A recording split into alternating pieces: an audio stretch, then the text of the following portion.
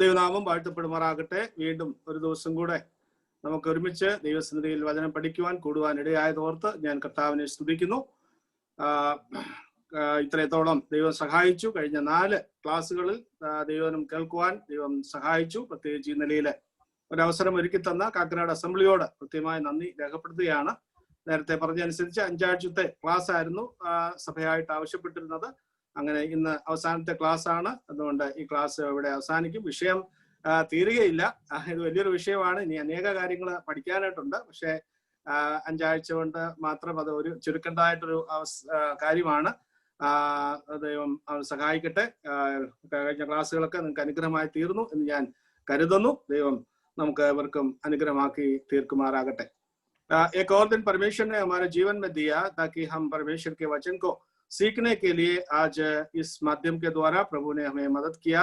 आइए सभी भाई लोगों को, बहनों को, परिवार सबको प्रभु यीशु मसीह के हार्दिक नाम में स्वागत करते हैं। आप लोग आपका बहुमूल्य समय आज इस वचन सुनने के लिए उपलब्ध किया है। आपको बहुत बहुत शुक्रिया अदा करता हूँ। और पिछले 4 क्लास हम इस विषय के विषय में विचार कर रहे थे और आज ये मैं कलीसिया के साथ में कलीसिया मुझे 5 सप्ताह की सेवकाई के लिए मुझे अनुरोध किया था। आज लास्ट है, लेकिन ये बहुत बड़ा सब्जेक्ट है और भी बहुत सारी बातें हैं, लेकिन आज मैं इस बात को यहाँ पर संक्षिप्त करना चाहता हूँ। और फिर से प्रभु की इच्छा है तो फिर दोबारा हम सीख सके, आगे बढ़कर हम सीख सके। प्रभु हमारे जीवन में आशीष करे। और आज कुछ नए लोग भी हमारे साथ जुड़े हुए हैं, इसलिए मैं जल्दी से पिछले जो क्लास का बातों को एक संक्षिप्त रूप से बता करके मैं आगे बढ़ना चाहता हूँ।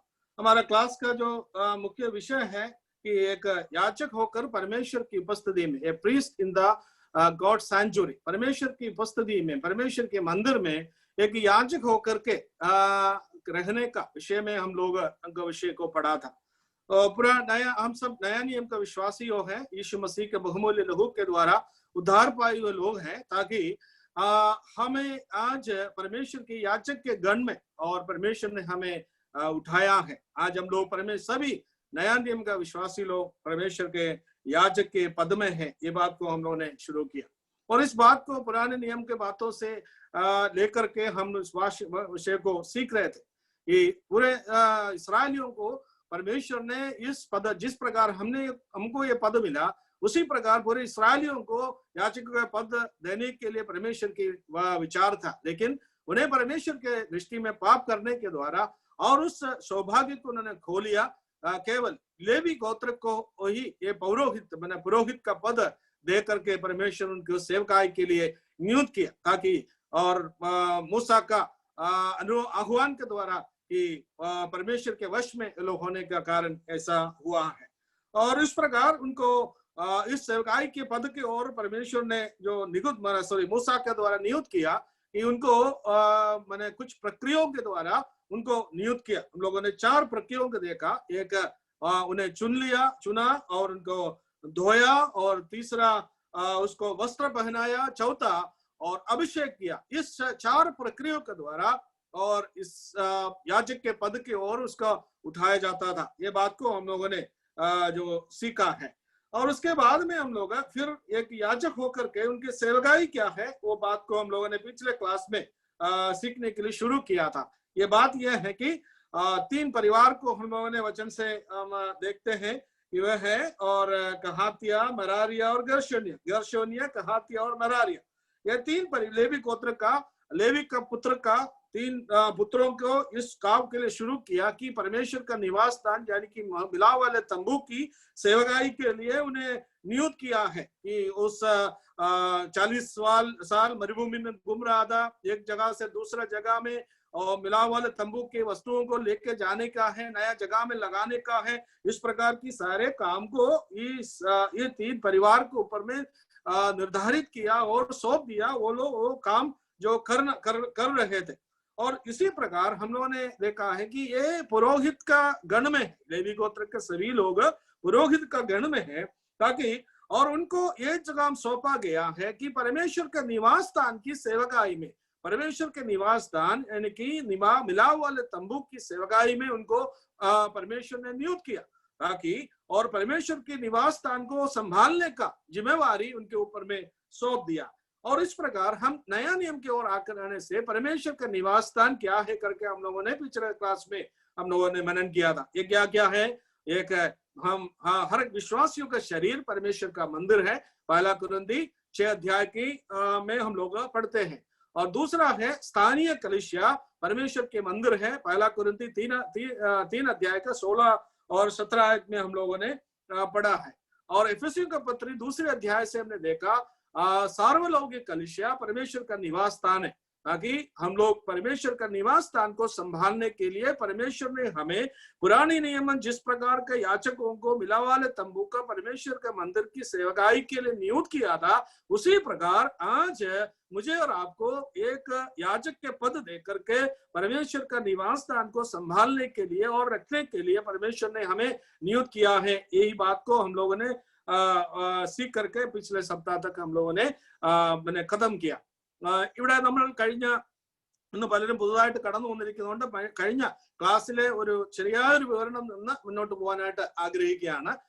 നമ്മൾ ചിന്തിച്ചുകൊണ്ടിരുന്നത് പുതിയ നിയമ വിശ്വാസികളായിരിക്കുന്ന എല്ലാവരും പുരോഹിതൻ എന്നുള്ള വലിയ പദവിയാണ് ദൈവം നൽകിയിരിക്കുന്നത്. 1 പത്രോസ് 2 അധ്യായം 9 നമ്മളെ അന്ധകാരത്തിൽ അത്ഭുത പ്രകാശം വിളിച്ചവന്റെ സൽഗുണങ്ങളെ ഘോഷിപ്പാൻ തക്കവണ്ണം തെരഞ്ഞെടുക്കപ്പെട്ട ജാതിയും രാജകീയ പുരോഹിത വർഗവുമാണ് എന്ന് ദൈവത്തിന്റെ വചനം പറയുമ്പോൾ എല്ലാ വിശ്വാസികളും പുരോഹിതന്മാരാണ് എന്നുള്ളതാണ്.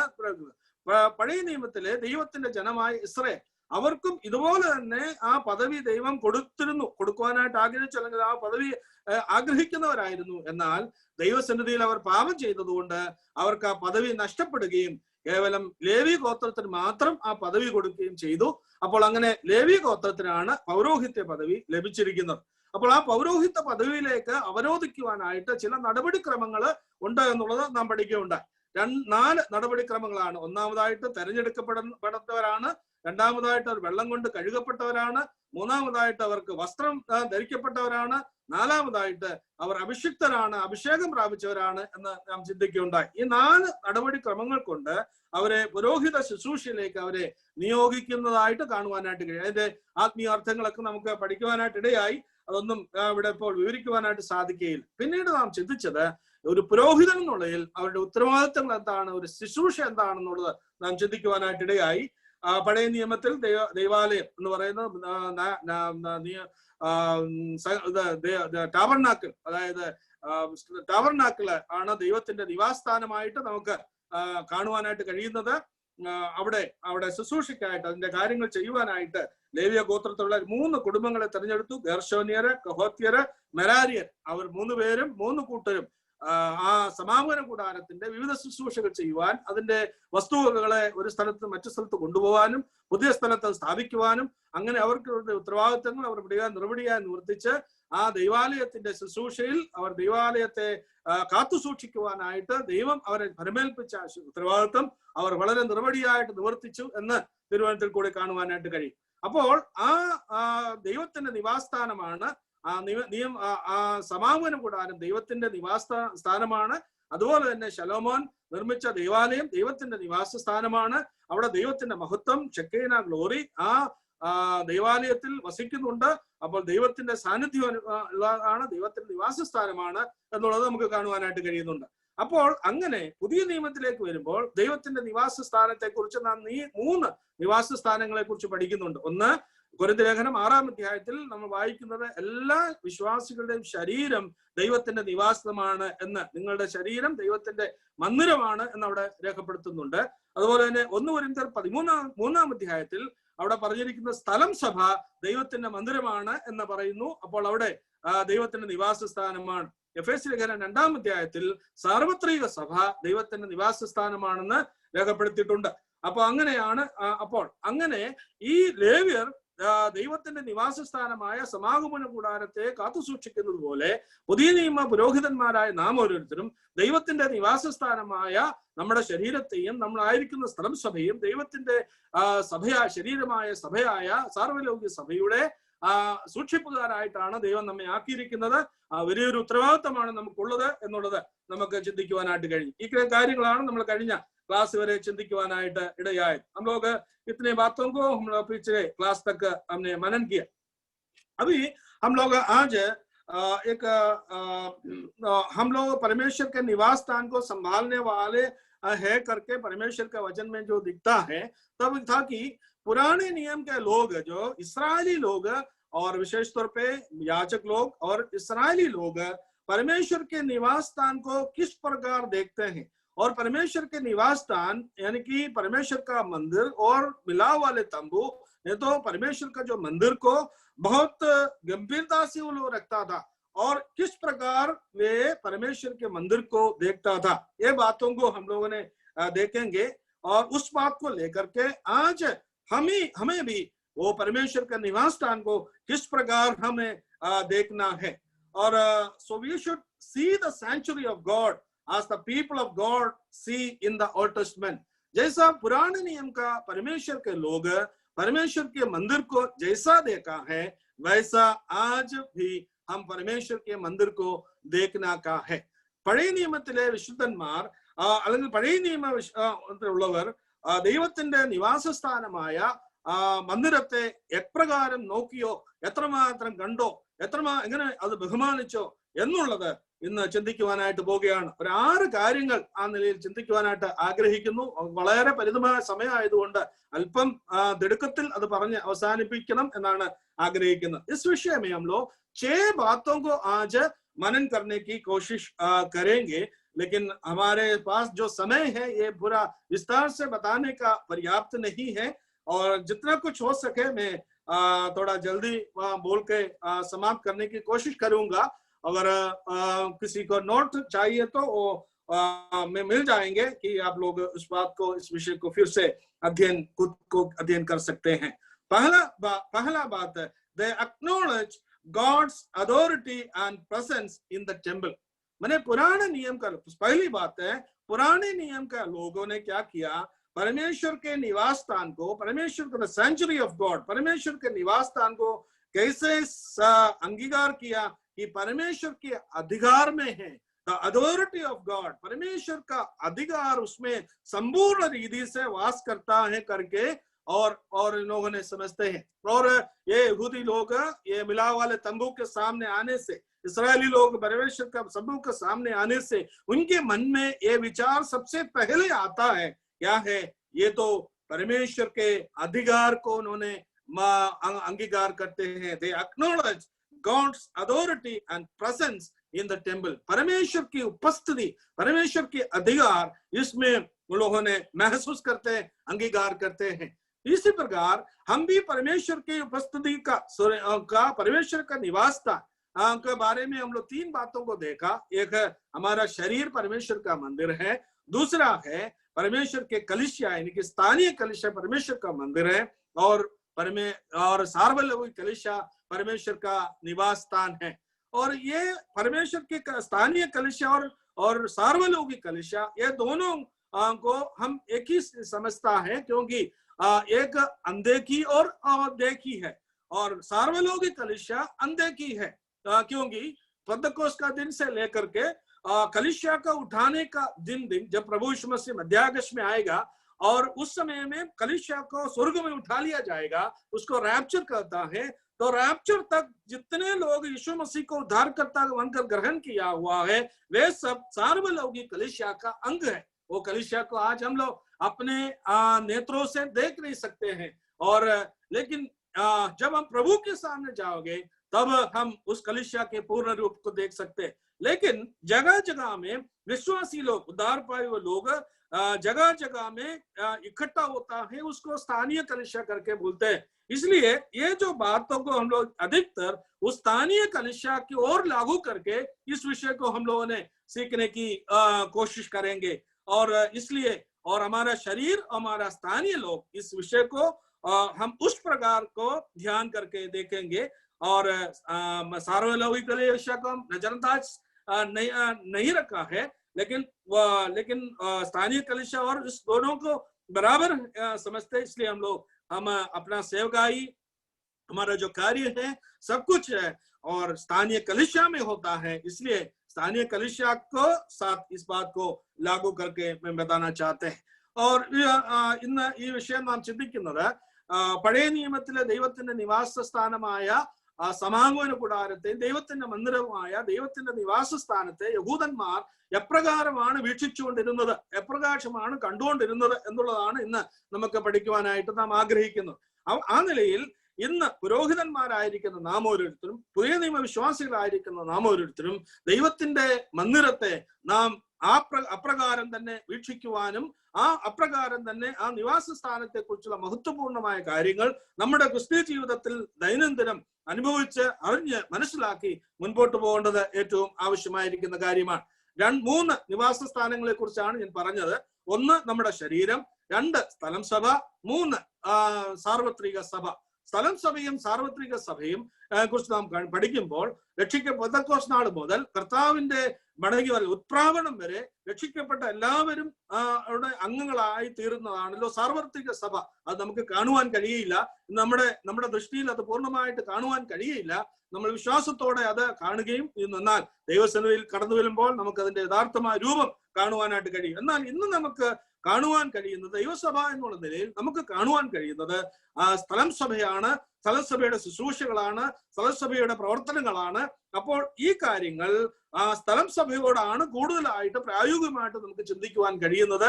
അതോടൊപ്പം തന്നെ ദൈവത്തിന്റെ മന്ദിരമായ നമ്മുടെ ശരീരത്തോടുള്ള ബന്ധത്തിലും ഇതിനെ നമുക്ക് ചിന്തിക്കുവാൻ കഴിയുന്ന കാര്യമാണ്. അപ്പോൾ ഒന്നാമതായിട്ട് ഈ പഴയ നിയമത്തിലെ വിശുദ്ധന്മാർ ദൈവത്തിന്റെ മന്ദിരത്തെ അല്ലെങ്കിൽ സമാഗമന കൂടാരത്തെ, ദൈവത്തിന്റെ നിവാസ സ്ഥാനത്തെ കാണുമ്പോൾ അവര് ദൈവത്തിന്റെ അധികാരവും അതുപോലെ ദൈവത്തിന്റെ സാന്നിധ്യവും അവര് അതിൽ കൂടി മനസ്സിലാക്കുന്നു എന്നാണ് കാണുവാനായിട്ട് കഴിയുന്നത്. हम लोग एक पद इसके संबंध में पढ़ेंगे, निर्गमन का पुस्तक 25 अध्याय उसका 8वीं आयत. പുറപ്പാട് പുസ്തകം 25-ാം അധ്യായം 8ാമത്തെ വാക്യം. പുറപ്പാട് പുസ്തകം 25-ാം അധ്യായം 8ാം വാക്യം. निर्गमन के पुस्तक 25 अध्याय उसकी 8वीं आयत. कोई भाई मेरे ख्याल से भाई संजीत रॉय मुझे हिंदी में को पढ़ के मदद करेंगे. कोई हमको മറ്റുള്ളവർ ആരെങ്കിലും എനിക്ക് മലയാളത്തിൽ ഒന്ന് വായിച്ച് സഹായിക്കുന്നത് നല്ലതായിരിക്കും. निर्गमन उसका 25 अध्याय 8 पद. और वे मेरे लिए एक पवित्र स्थान बनाए कि मैं उनके बीच निवास करूं. वो मेरे लिए एक पवित्र स्थान बनाए, वो क्या करे? और एक और बार पढ़े भाई.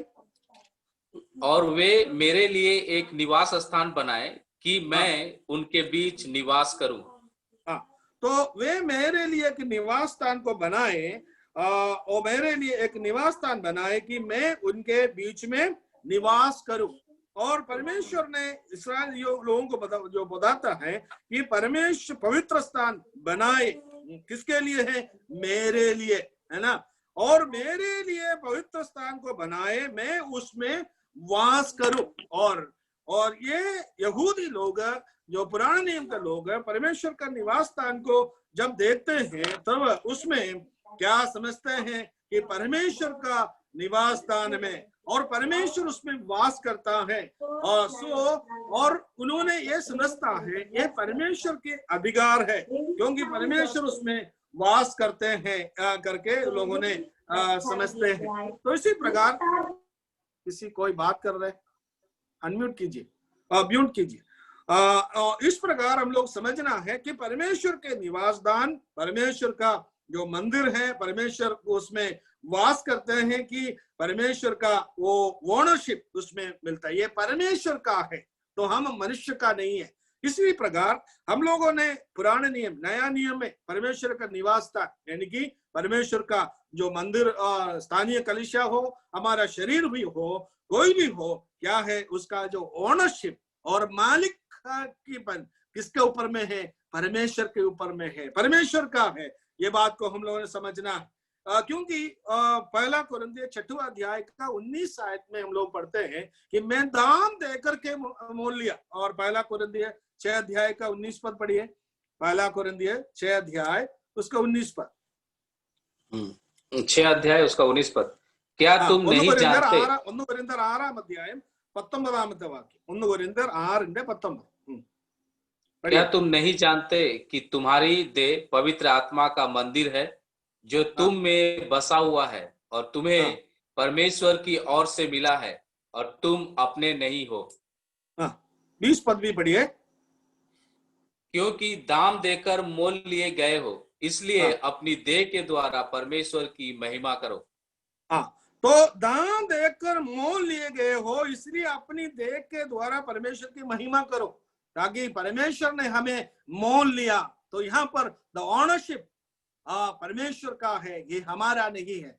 और हम व्यक्तिगत तौर पे हम सबको प्रभु यीशु मसीह का बहुमूल्य लहू के द्वारा हमें खरीदा है, ताकि परमेश्वर का जो मंदिर होकर के हमें इस संसार में रखा हुआ है, ताकि वो परमेश्वर का है, परमेश्वर का मोल लिया हुआ है, ताकि हम व्यक्तिगत जो तौर पर हमें खरीदा और हमें और कलीसिया में जोड़ दिया, ताकि और कलीसिया के लोग भी और परमेश्वर का है, ताकि परमेश्वर का है, ये बात को हम समझना है कि जब जैसा पुराना नियम का लोग है वो परमेश्वर का निवास स्थान को देखता है कि परमेश्वर उसमें वास करता है, परमेश्वर के लिए बनाया हुआ है, इस बात को समझने से हम किस प्रकार समझना है, हमें भी उस प्रकार समझना है क्या है, परमेश्वर के मंदिर परमेश्वर के द्वारा खरीदा हुआ है, और जो खरीदा है उसके ऊपर अधिकार है। क्योंकि जो घर में मैं रहता हूं और वो मेरा है करके कैसे बोल सकते हैं, क्योंकि वो मैं बनाया हूं, मैं पैसा खर्च करके बनाया,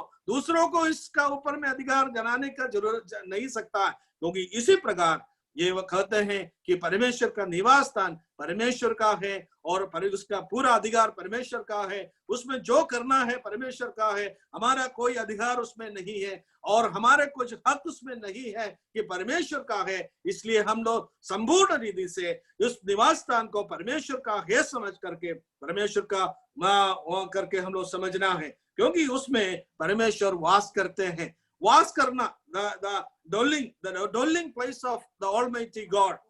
Dwelling का मतलब क्या है? Dwelling का मतलब है the person who is dwelling and he feels as his own house, ऐसा समझते हैं, अपना घर के समझ करके और रहता है। डोलिंग वास करने का मतलब ऐसा है कि अपना घर समझ करके वो रहता है, ताकि हमारा शरीर में हो, हमारा स्थानीय कलीसिया में परमेश्वर का उपस्थिति कैसा है कि अपना है समझ करके, खुद का है समझ करके वो रहता है। इसलिए हम लोग परमेश्वर का निवास स्थान को इस तरह का हम समझना है कि परमेश्वर उसमें वास करता है, परमेश्वर की उपस्थिति है। इसिकियल के पुस्तक 43 का 7 में हम लोग पढ़ते हैं। इसिकियल का पुस्तक 43, इसिकियल പ്രവചനം 43 അധ്യായം 7 വാക്യം, എസെക്കിയേൽ 43:7. അവിടെ നാം വായിക്കുന്നത് ഇസ്രായേൽ മക്കളുടെ മധ്യേ, അതായത് ഇവിടെ നാം ചിന്തിച്ചു വന്നത് പുറപ്പാട് പുസ്തകം 25 അധ്യായത്തിന്റെ 8 വാക്യത്തിൽ നാം കണ്ടത്, ഞാൻ അവരുടെ നടുവിൽ വസിക്കുമ്പോൾ അവർ എനിക്കൊരു വിശുദ്ധ മന്ദിരം ഉണ്ടാക്കണം, അവിടെ ദൈവത്തിന് വേണ്ടി, ദൈവത്തിൻ്റെതാണ്, ദൈവം വാങ്ങിയതാണ്, ദൈവം വില കൊടുത്തു വാങ്ങിയതാണ് എന്നുള്ളത് നാം ചിന്തിച്ചു. 1 കൊരിന്ത്യർ 6 അധ്യായം 19 വാക്യത്തിൽ കാണുന്നുണ്ട്. അപ്പോൾ ദൈവത്തിന്റെ നിവാസ സ്ഥാനത്തിന്റെ പൂർണ്ണ അധികാരം ദൈവത്തിനാണ്. ദൈവം അത് വില കൊടുത്ത് വാങ്ങിയതാണ്. തന്റെ പുത്രനായ ക്രിസ്തുവിനെ അയച്ച് കർത്താവായ യേശു ക്രിസ്തുവിന്റെ വിലയേറിയ രക്തം കൊണ്ട് വീണ്ടെടുത്തവരാണ് നാം ഓരോരുത്തരും. അങ്ങനെ ദൈവത്തിന്റെ നിവാസ സ്ഥാനമായി നമ്മുടെ ശരീരത്തെയും അതുപോലെ തന്നെ നമ്മൾ ഉൾപ്പെട്ടിരിക്കുന്ന സ്ഥലം സഭയും ദൈവത്തിന്റെ നിവാസ സ്ഥാനമാണ്. അവിടെയുള്ള അധികാരം ദൈവത്തിനാണ്, അല്ലാതെ ഒരു മനുഷ്യർക്കും ഇല്ല. അത് നാം മനസ്സിലാക്കേണ്ടത് ഏറ്റവും ആവശ്യമാണ്. इसिकियल के पुस्तक 43 का 7 में हम लोग क्या पढ़ते हैं, एक बार पढ़िए 43 का 7, इसिकियल 43 का 7. उसने मुझसे कहा, हे मनुष्य के संतान, यहोवा की यह वाणी है, या तो मेरे सिंहासन का स्थान और मेरे पांव रखने की जगह है, जहां मैं इस्राएल के बीच सदा वास किए रहूंगा, और ना तो इस्राएल का घराना और ना उसके राजा अपने व्यभिचार से व अपने ऊंचे स्थानों में अपने राजाओं के लोथों के द्वारा मेरा पवित्र नाम पर फिर अशुद्ध ठहराएंगे. हाँ, 8 पद भी पढ़ा. वे अपनी डेवड़ी मेरी डेवड़ी के पास और अपने द्वार के खंबे मेरे द्वार के खंबे के निकट बनाते थे, और मेरे और उनके बीच केवल भीत ही थी, और उन्होंने अपने घिनौने कामों से मेरा पवित्र नाम अशुद्ध ठहराया था. हाँ, घिनौने कामों से, हाँ बस हो जाएगा। घिनौने कामों से अपने निवास स्थान को अशुद्ध ठहराया है। यहाँ पर एजेकिएल को परमेश्वर की वाणी हो रहा है कि मैं परमेश्वर के मैं उस मंदिर में वास करता हूं, लेकिन ये इस्राएली लोगों ने क्या किया और परमेश्वर का निवास स्थान को अशुद्ध ठहराया। तो ये इसलिए परमेश्वर को उपस्थिति और परमेश्वर की महिमा मंदिर से चला गया। तो इसलिए हम लोग बहुत सावधान रहना है कि परमेश्वर का निवास स्थान परमेश्वर की वासस्थान है और वासस्थान को अशुद्ध नहीं ठहराना है। हमारे शरीर में हम पाप करने के कारण, पाप का स्वभाव हमारे जीवन में होने के कारण हमारे उस मंदिर अशुद्ध ठहराया जाता है। तो इसलिए परमेश्वर उस मंदिर में वास करना नहीं चाहते। लेकिन हम लोग ये बात याद है कि हम लोग विश्वासी है, नया नियम का विश्वासी है, उनका उद्धार तो सुरक्षित है, और लेकिन परमेश्वर के उद्धार का नुकसान नहीं होता है। परमेश्वर का निवास स्थान हमारे मंदिर में है। अगर ऐसा एक सवाल हो सकता है कि क्या हम पाप करने से परमेश्वर की उपस्थिति हमारे शरीर से जाएगा क्या, परमेश्वर का आत्मा चला जाएगा क्या? ऐसा तो नहीं होता, लेकिन बहुत शोक के साथ परमेश्वर की आत्मा दुख के साथ हमारे जीवन में हमारे साथ रहेगा। और कलीसिया में भी ऐसा होता है। स्थानीय कलीसिया में भी हम लोग मलिनता करने के कारण, स्थानीय कलीसिया में कई समस्या खड़ा करने के कारण क्या करते हैं, प्रभु उस वास में रहने वाले, उस कलीसिया में वास करने वाला परमेश्वर को और प्रभु को बहुत दुख पहुंचा देता है। इसलिए हम लोग बहुत सावधानी से जीना जरूरी है। और इस मंदिर के बारे में एक और बात हम लोग समझना है कि परमेश्वर का निवास स्थान परमेश्वर का अधिकार है। उसमें क्या करते हैं, हम लोग परमेश्वर का उपस्थिति को अनुभव करते हैं। निर्गमन का पुस्तक 29 अध्याय उसका 45 पर, പുറപ്പാട് പുസ്തകം 29 അധ്യായം അതിന്റെ 45 വാക്യം വായിക്കാം. ഇതുവരെ നാം ചിന്തിച്ചത് എസെക്കിയേൽ പ്രവചനം 43 അധ്യായത്തിന്റെ 7 വാക്യത്തിൽ പറഞ്ഞത്, ഞാൻ ദൈവത്തിന്റെ അരുളപ്പാട് ഇവിടെ ഉണ്ടായിരിക്കും, ദൈവത്തിന്റെ നിവാസ സ്ഥാനമാണ്, ദൈവം അവിടെ വസിക്കുന്നു. എന്നാൽ ഇസ്രായേൽ ജനം ദൈവത്തോട് പാപം ചെയ്തപ്പോൾ, മ്ലേച്ഛത പ്രവർത്തിച്ചപ്പോൾ ദൈവത്തിന്റെ സാന്നിധ്യം അവിടുന്ന് പോയി എന്ന് കാണുവാനായിട്ട് ഇടയാവുന്നുണ്ട്. എന്നാൽ ഇന്ന് നമ്മൾ ദൈവത്തിന്റെ നിവാസ സ്ഥാനത്ത് ആയിരിക്കുമ്പോൾ നമ്മുടെ ജീവിതത്തിലുള്ള പാപം കടന്നുകൂടുമ്പോൾ ദൈവം അതോർത്ത് ദുഃഖിക്കുകയും അത് വളരെ വേദനപ്പെടുകയും പരിശുദ്ധാത്മാവിനെ ദുഃഖിപ്പിക്കുന്ന കാര്യമായിട്ട് തീരും. നമ്മുടെ ശരീരത്തിന് കൂടി ചെയ്യുന്ന പാപമായാലും അതുപോലെ ദൈവത്തിന്റെ മന്ദിരമായ ദൈവസഭയില് ചെയ്യുന്ന പാപമായാലും ആ നിലയില് ദൈവത്തിന് ദുഃഖം കൊടുക്കുന്ന കാര്യമാണ് എന്ന് നാം മനസ്സിലാക്കേണ്ടത് ഏറ്റവും ആവശ്യമാണ്. രണ്ടാമത്തെ കാര്യം, ദൈവത്തിന്റെ അധികാരം, ദൈവത്തിന് മന്ദിരം എന്നുള്ള നിലയിൽ ദൈവത്തിന്റെ സാന്നിധ്യം അവിടെ ഉണ്ട്. പുറപ്പാട് പുസ്തകം 29 അധ്യായം അതിന്റെ 45 വാക്യങ്ങളാണ് വായിക്കുവാനായിട്ട് ആഗ്രഹിക്കുന്നത്.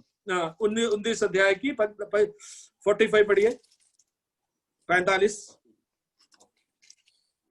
और मैं इजरायलियों के मध्य निवास करूंगा और उनका परमेश्वर ठहरूंगा.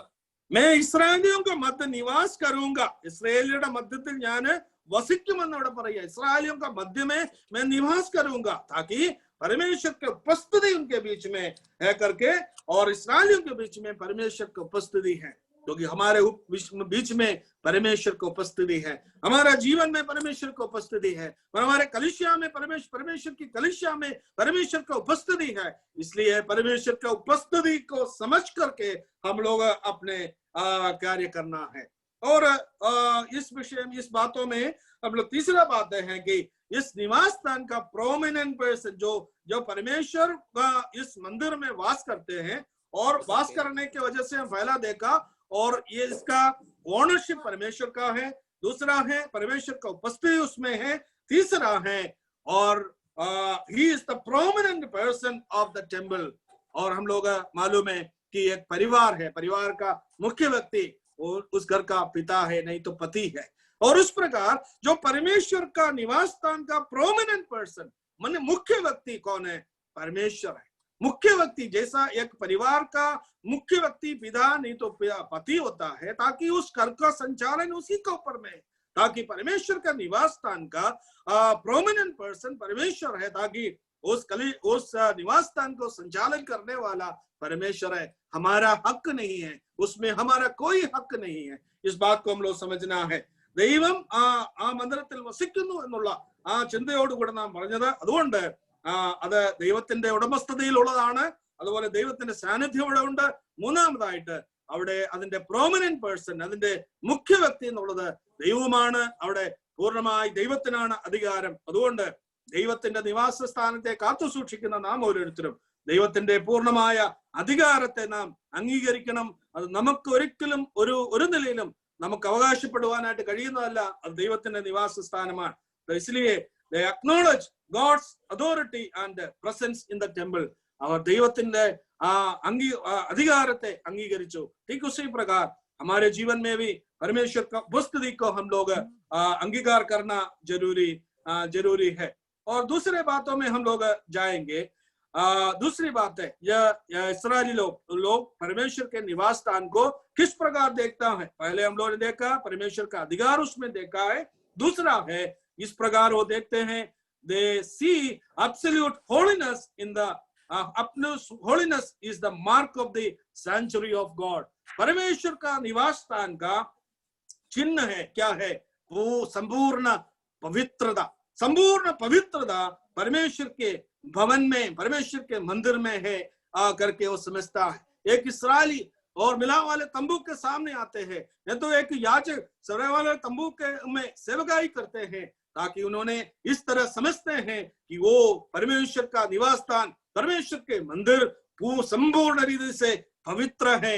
हम उसी प्रकार हमें भी परमेश्वर का निवास स्थान को वैसे देखना है कि परमेश्वर का निवास स्थान संपूर्ण पवित्र है. Absolute holiness is the mark of the sanctuary of God. ദൈവത്തിന്റെ മന്ദിരത്തിന്റെ ചിഹ്നം എന്ന് പറയുന്നത്, അല്ലെങ്കിൽ ഏറ്റവും പ്രധാനം അറിയിക്കുന്നത് വിശുദ്ധമാണ് എന്നുള്ളതാണ്.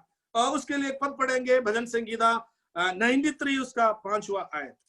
भजन संगीता 93 उसका 5वां आयत. സങ്കീർത്തനം 93:5. സങ്കീർത്തനം 93:5. भजन संगीता 93 उसका 5वां आयत. पढ़िए. तेरे चितौनियां अति विश्वास योग्य है.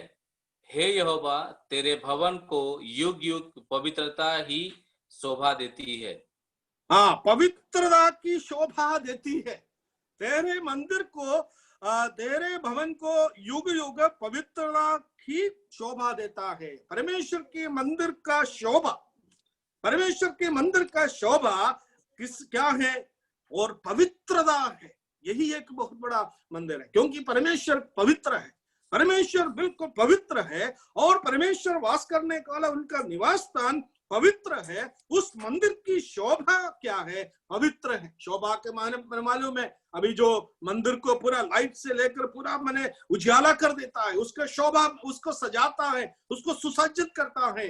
लेकिन परमेश्वर के मंदिर की शोभा क्या है? परमेश्वर के मंदिर की शोभा संपूर्ण पवित्रता है करके हम लोग पढ़ते हैं. ताकि आज हम परमेश्वर का मंदिर का रखवाले हैं. हमारा खुद का शरीर परमेश्वर का मंदिर है. हमारा स्थानीय कलीसिया परमेश्वर का मंदिर है. सार्वलौकिक कलीसिया परमेश्वर का मंदिर है. और उसका शोभा वो पवित्रता है. उस पवित्रता को के तौर पर हम लोगों ने उसको देखना है. ദൈവത്തിന്റെ മന്ദിരത്തിന്റെ ശോഭ എന്ന് പറയുന്നത് പൂർണ്ണമായ വിശുദ്ധിയാണ് ഇവിടെ പറയുകയാണ്.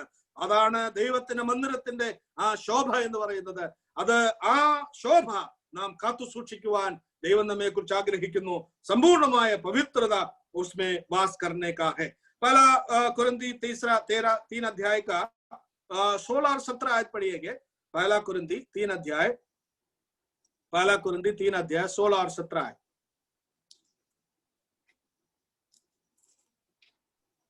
पहला कुरिन्थियर 3 अध्याय 16-17. 1 कोरिन्थियर 3 अध्याയം 16-17 वाक्यങ്ങൾ. क्या तुम नहीं जानते कि तुम परमेश्वर का मंदिर हो और परमेश्वर का आत्मा तुम में वास करता है.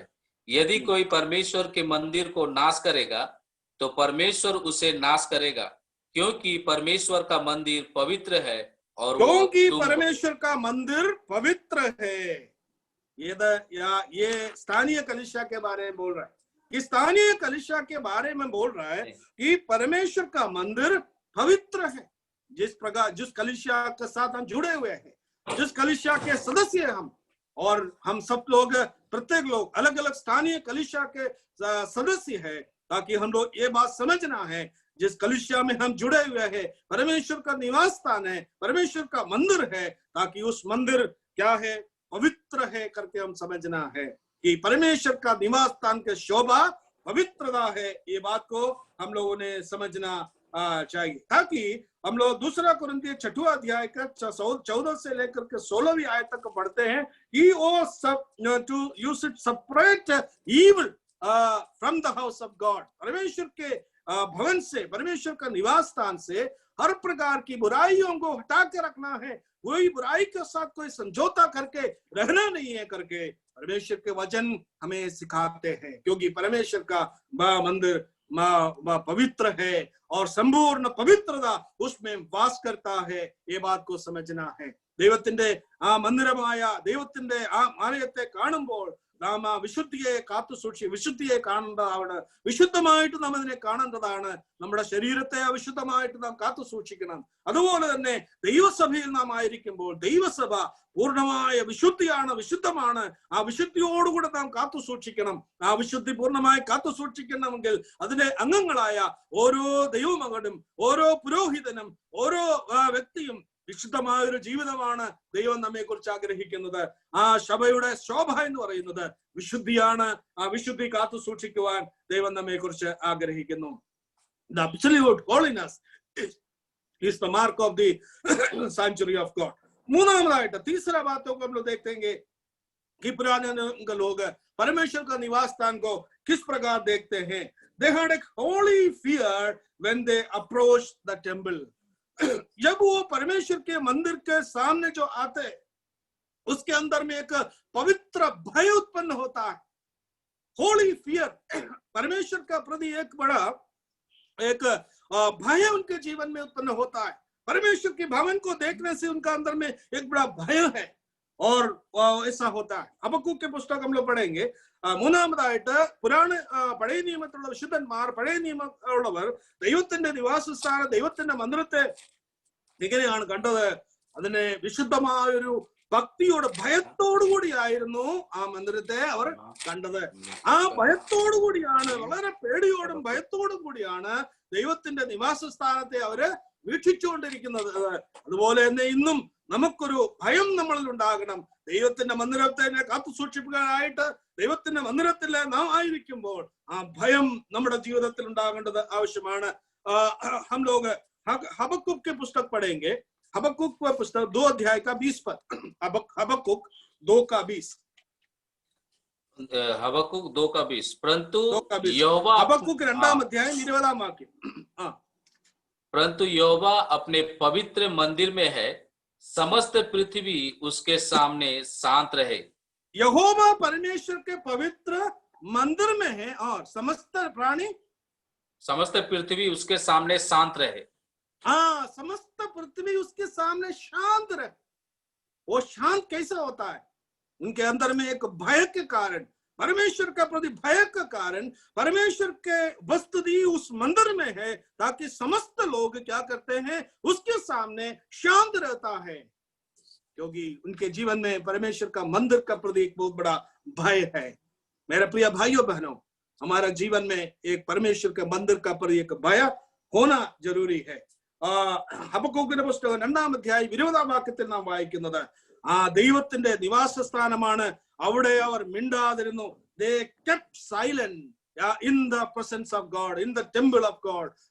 അവിടെ ശാന്തരായിട്ടിരിക്കുവാനായി, ശാന്തമാവാനുള്ള കാരണം എന്ന് പറയുന്നത് എന്താണ്?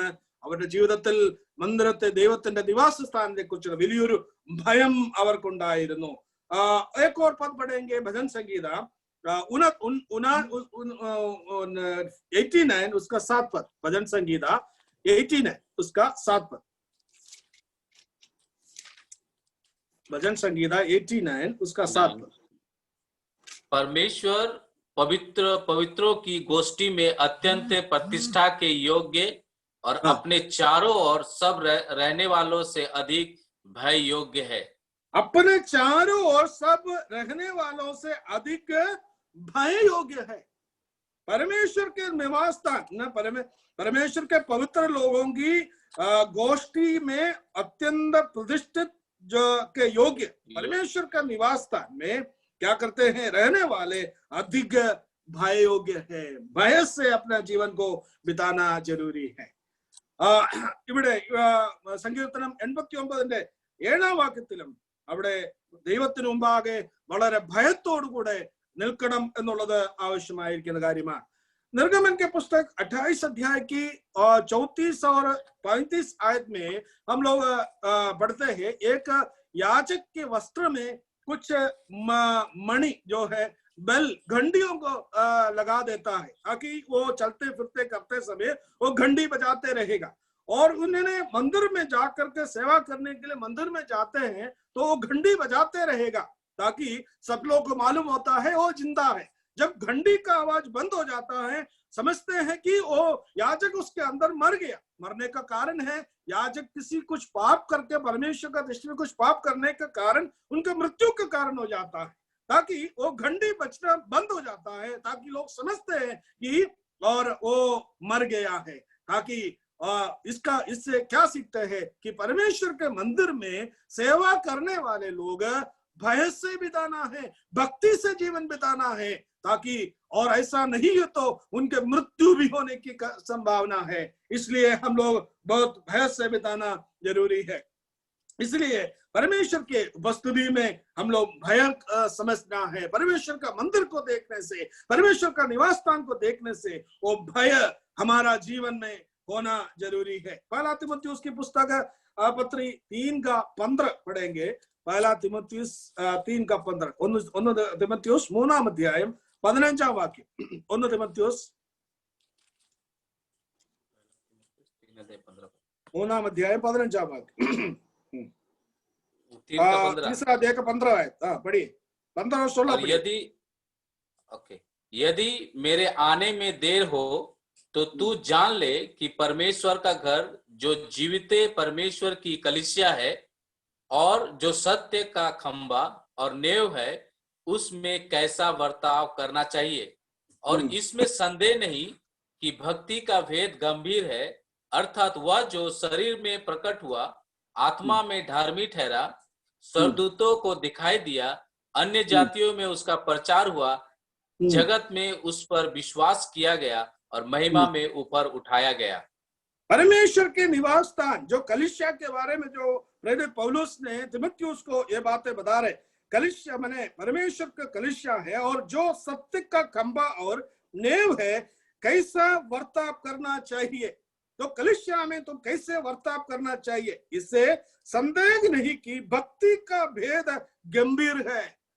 यानी कि परमेश्वर के कलीसिया में भक्ति का गंभीर बहुत है. गंभीरता से भक्ति से परमेश्वर के कलीसिया में वर्ताव करना है. मुझसे सुनने वाले हर एक लोग जो है उद्धार पाए लोग सब में विश्वास करता हूं, ताकि हम लोगों ने कलीसिया का सदस्य है. उस कलीसिया में हम रहने के द्वारा परमेश्वर की भक्ति हमारा जीवन में बढ़ना जरूरी है. पुराने नियम और प्रेरितों के पत्री में हम लोग पढ़ते हैं कलीसिया का, पहला सदी की कलीसिया के बारे में हम लोग पढ़ते हैं.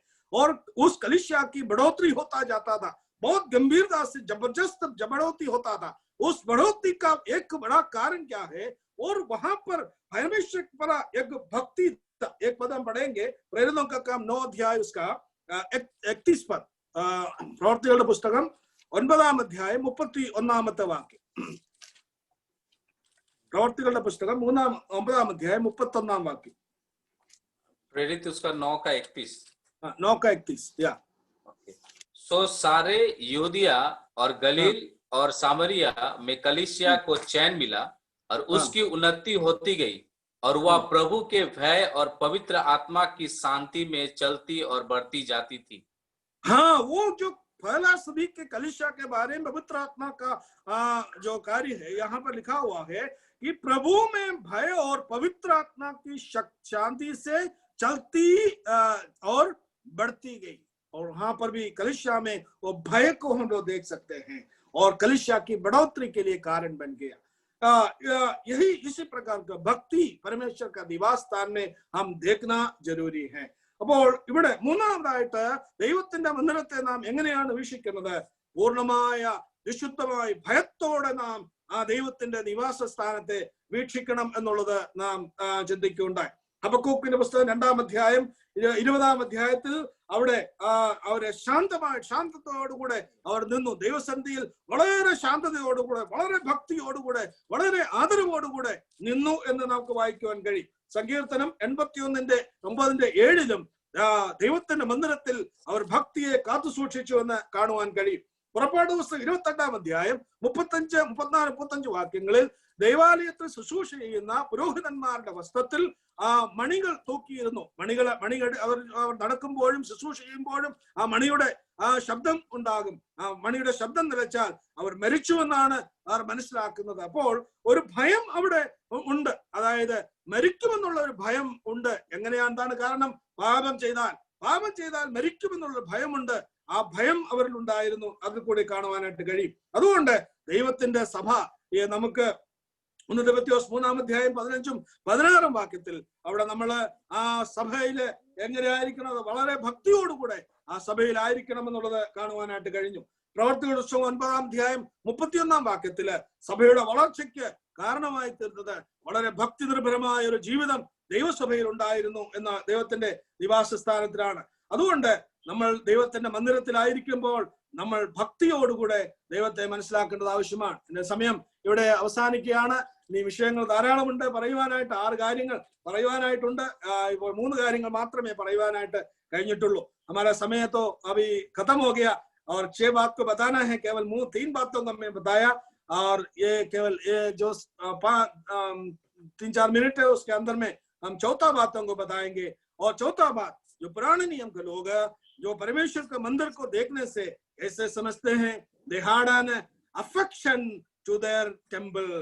പരമേശ്വര നിവാസ് അവരുടെ മന്ദിരത്തോട് അവർക്ക് അഫെക്ഷൻ ഉണ്ടായിരുന്നു, വലിയൊരു പ്രേമം ഉണ്ടായിരുന്നു, വലിയൊരു സ്നേഹമുണ്ടായിരുന്നു.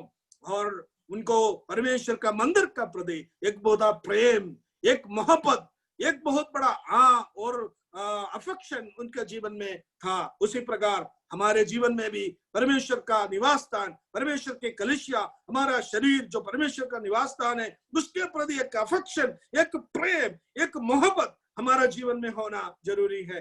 पहला इतिहास 29 अध्याय का 3रा आयत पढ़ेंगे. पहला इतिहास 29 अध्याय 3रा आयत. 1 ദിനവൃത്താന്തം 29-ാം അധ്യായം 3-ാമത്തെ വാക്യം.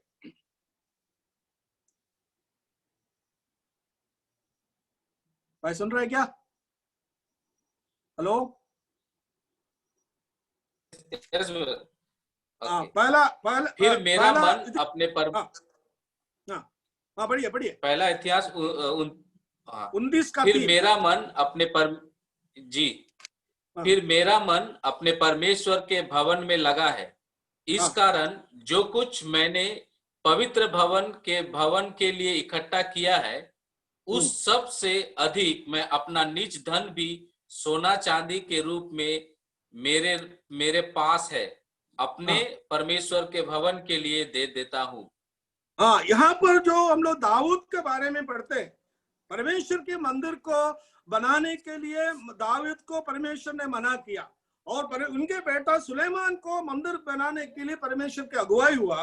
लेकिन मंदिर बनाने के लिए जितना कुछ सामान सामग्री को सब कुछ तैयार किसने किया? दाऊद ने किया.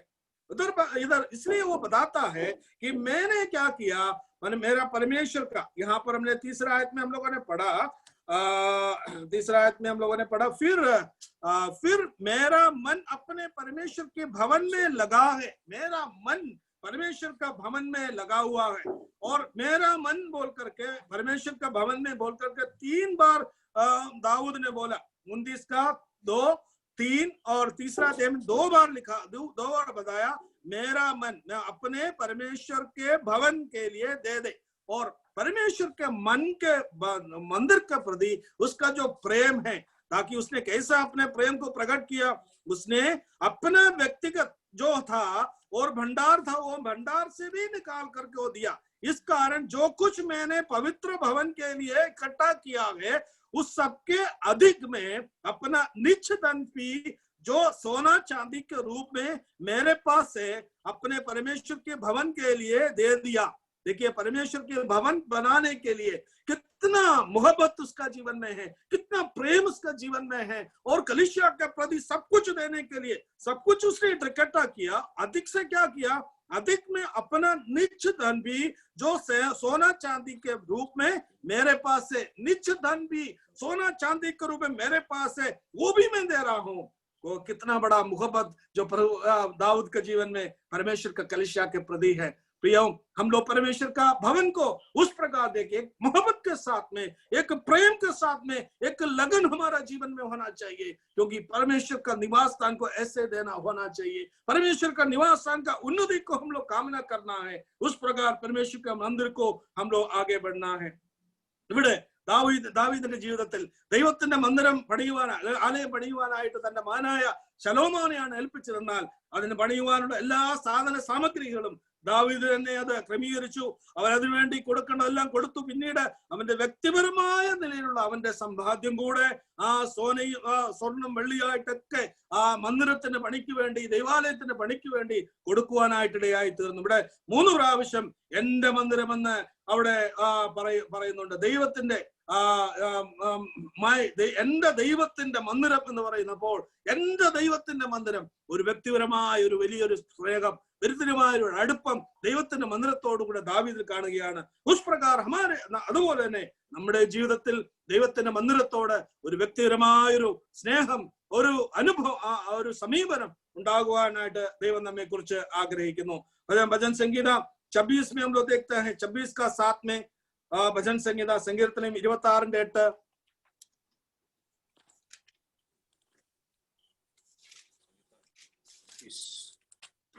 भजन संगीता 26 का 8 पद। हे यहोवा मैं 8 पद, हे यहोवा मैं तेरे धाम से तेरी महिमा के निवास स्थान से प्रीति रखता हूँ। यहाँ दाऊद ने बोलता है महिमा निवास स्थान से मैं प्रीति रखता हूँ, परमेश्वर का निवास स्थान से प्रीति रखता हूँ। यारो, हमारे जीवन में भी परमेश्वर का निवास स्थान का प्रति एक प्रीति होना है, एक मोहब्बत होना है, एक प्रेम होना है. ഇവിടെ പറയുന്നത്, ദാവീദ് പറയുന്നത്, എനിക്ക് അവന്റെ ദൈവത്തിന്റെ നിവാസ സ്ഥാനത്തോടൊരു പ്രീതി, എന്നോട് ആ ദൈവത്തിന്റെ നിവാസ സ്ഥാനത്തോട് സ്നേഹം ഉണ്ട് എന്ന് കാണുവാനായിട്ട് കഴിയും. ആ ദൈവത്തിന്റെ നിവാസ സ്ഥാനത്തോട് നമുക്ക് സ്നേഹമുള്ളവരായിരിക്കണം. എന്റെ സമയം ഇവിടെ അവസാനിച്ചിരിക്കുന്നു. मेरा समय उधर समाप्त हो गया और 5वां और 6वां केवलम पॉइंट्स में बताऊंगा. 5वां जो बातें हैं, God sanctuary is the centre and the base of all the spiritual service. और परमेश्वर का उपस्थिति हरेक आत्मिक सेवकाई का मुख्य माने केंद्र स्थान है. हरेक आत्मिक सेवकाई का केंद्र स्थान परमेश्वर का निवास स्थान है. 6वां है और क्या है, there was an order in the house of God. और एक क्रम, परमेश्वर के कलीसिया के संचालन के लिए एक क्रम है. उस क्रम के अनुसार परमेश्वर का कलीसिया और परमेश्वर के मंदिर को हम लोगों ने देखना है. ये एक याजक होकर के और परमेश्वर के लोग होकर, पुराने नियम के लोग परमेश्वर का मंदिर को कैसे देखता है, वो 6 बातों को हम लोगों ने देखा है. पहली बात है कि उन्होंने उस कलीसिया, उस मंदिर को परमेश्वर का रहने का स्थान, परमेश्वर का पूरा अधिकार, परमेश्वर की उपस्थिति को उन्होंने अनुभव किया. और दूसरा है कि परमेश्वर का निवास स्थान में संपूर्ण पवित्रता वास करते हैं. तीसरा है परमेश्वर का मंदिर को पूरा भय से जो देखना है. और चौथा, परमेश्वर का मंदिर का प्रति एक प्रेम, एक मोहब्बत होना है. चौथा, परमेश्वर के मंदिर का मंदिर और हर एक आत्मिक सेवकाई का केंद्र स्थान है. 6वां, परमेश्वर का मंदिर में एक क्रम होना है, एक क्रमानुसार होना है, एक डिसिप्लिन होना है, डिसिप्लिन से चलना है, उस प्रकार होना है. ദൈവത്തിന്റെ ആ ആലയം എന്നുള്ള നിലയിൽ ഇവിടെ പഴയ നിയമ വിശുദ്ധന്മാർ ദൈവത്തിന്റെ ആലയത്തെ നോക്കിയത് ഇപ്രകാരമാണ്: ദൈവത്തിന്റെ വാസസ്ഥലമാണ്, ദൈവത്തിന്റെ സാന്നിധ്യമോടെ ഉണ്ട്, ദൈവമോടെ വസിക്കുന്നു, ദൈവത്തിന്റെ അധികാരം അതിൽ കാണുവാനായിട്ട് ഇടയായി തീർന്നു. രണ്ടാമതായിട്ട് അവർ കണ്ടത് ആ സമ്പൂർണമായ വിശുദ്ധി ആ മന്ദിരത്തിൽ അവർ വീക്ഷിച്ചു. മൂന്നാമതായിട്ട് ഒരു വലിയൊരു ഭയത്തോടുകൂടിയാണ് ദൈവത്തിന്റെ മന്ദിരത്തെ നോക്കിയത്. നാലാമതായിട്ട് അവര് ദൈവത്തിന്റെ മന്ദിരത്തോട് ഒരു വലിയൊരു സ്നേഹമുണ്ടായിരുന്നു, വലിയൊരു അടുപ്പമുണ്ടായിരുന്നു. അഞ്ചാമതായിട്ട് ദൈവത്തിന്റെ മന്ദിരമാണ് എല്ലാ ആത്മീക ശുശ്രൂഷയുടെയും കേന്ദ്രസ്ഥാനം. ആറാമതായിട്ട് ദൈവത്തിന്റെ നിവാസ സ്ഥാനത്തിന്റെ ഒരു ഡിസിപ്ലിൻ ഉണ്ട്, ഒരു ക്രമമുണ്ട്. ഒരു ക്രമീകൃതമായ ഒരു ഡിസിപ്ലിനോട് ക്രമമായിട്ട് നടക്കേണ്ടതാണ് എന്നുള്ളതാണ്. ഈ നിലയിൽ ദൈവം നമ്മെ സഹായിച്ചതോർത്ത് സ്തോത്രം. ഈ നിലയിൽ എനിക്ക് അവസരം നൽകി തന്ന ഈ നിലയിൽ 5 ആഴ്ചക്കാലം ഈ ക്ലാസ് എളിയ നിലയിൽ എടുക്കുവാനായിട്ട് കാക്കനാട് അസംബ്ലി നൽകി തന്ന ഈ അവസരത്തെ ഓർത്ത് ഞാൻ കർത്താവിനെ സ്തുതിക്കുകയും അവിടെ എൽഡേഴ്സിനോടും വിശ്വാസികളോടും പ്രത്യേകമായ നന്ദി ഞാൻ രേഖപ്പെടുത്തുന്നു. ഈ ദിവസങ്ങളിൽ വചനം കേട്ട എല്ലാവരെയും ദൈവം അനുഗ്രഹിക്കട്ടെ. ഈ വചനം വളരെ പരിമിതമായ അറിവിൽ മാത്രമാണ് ഇത്, വളരെ ഗഹനമായ വിഷയമാണ് എങ്കിലും വളരെ പരിമിതമായ നിലയിൽ ഒരു സരളമായിട്ട് അല്ലെങ്കിൽ സിമ്പിൾ ആയിട്ട് മാത്രമേ എടുക്കുവാനായിട്ട് കഴിഞ്ഞുള്ളൂ. ഈ കൂടുതൽ വിഷയങ്ങൾ നിങ്ങൾ പഠിക്കുകയും നിങ്ങളുടെ അഗസ്ത്യ ജീവിതത്തിന് അനുഗ്രഹമായി തീരുവാനും ദൈവം സഹായിക്കട്ടെ. അല്പസമയം എടുത്തതിൽ ക്ഷമിക്കണം. ഇത് हमारे क्लास इधर समाप्त हो रहा है. ये बहुत बड़ा इन दिनों में इस माध्यम में आया हुआ उत्तर पूर्वांचल से और उत्तर भारत से और केरल से अलग अलग इंडिया के अलग अलग राज्यों से जो इस जूम मीटिंग में जुड़ा हुआ पिछले 5 सप्ताह में बराबर जो उपस्थित दिया, आप सबको बहुत मेरे तरफ से मैं शुक्रिया अदा करता हूँ विशेष करके. और काकनाड कलेशिया को मैं अपना प्रेम मोहब्बत और बहुत आदर सम्मान के साथ में मैं बहुत तारीफ करता हूं कि मुझे इस प्रकार का अवसर दिया है, मुझे योग्य समझ करके. मैं इतना बड़ा एक बाइबल टीचर नहीं हूं, मैं केवल साधारण, मैंने पहला क्लास में मैंने बोला मैं एक साधारण व्यक्ति हूं, साधारण लोगों के साथ में सेवा करने वाला व्यक्ति हूं. इतना बड़ा लेकिन मुझे योग्य समझ करके कलिशा मुझे अवसर दिया, इसलिए कलिशा को भी बहुत बहुत शुक्रिया. आप सबों को शुक्रिया. सबको शुभरात्रि. പ്രഭു आप सबों को സഹായത करे. എല്ലാവർക്കും ഈ രാത്രികാലം ഒരു നന്ദി അറിയിച്ചുകൊണ്ട് എന്റെ വാക്കുകൾ നിർത്തുന്നു. ദൈവം നമ്മെ ഏവരെയും അനുഗ്രഹിക്കുമാറാകട്ടെ.